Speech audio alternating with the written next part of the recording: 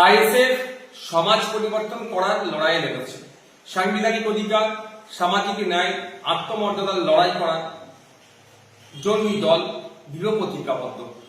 বর্তমান সময়ে রাজ্যের আরজিকর হসপিটালের কাণ্ডকে নিয়ে যে উত্তাল আন্দোলন চলছে, আইএসএফও তাতে সামিল হয়েছে।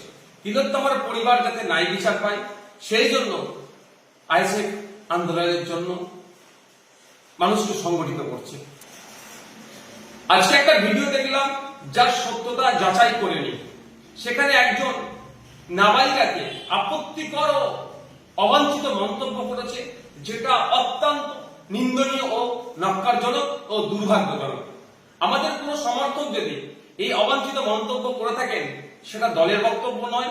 দল এই ধরনের বক্তব্যকে কোনো মতেই প্রশ্রয় দেয় না।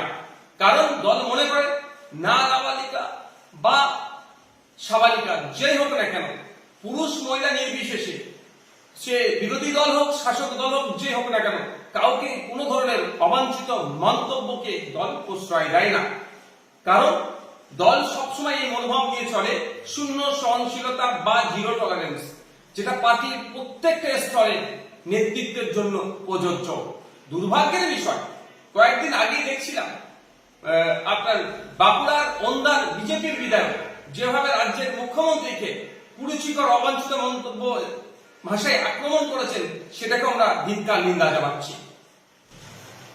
আইএসএফ পশ্চিমবঙ্গ রাজ্য কমিটির পক্ষ থেকে সমস্ত সদস্য, কর্মী ও দরদীদের কাছে আমার আর্জি থাকলো, কোন রকম অশালীন, অবাঞ্ছিত, আক্রোশজনিত বক্তব্য থেকে আপনারা বিরত থাকুন। রাজনীতির লড়াই, রাজনীতির প্রতিবাদ যাই হোক না কেন, ভাষাগত দিক থেকে আমাদেরকে সংযত থাকতে হবে।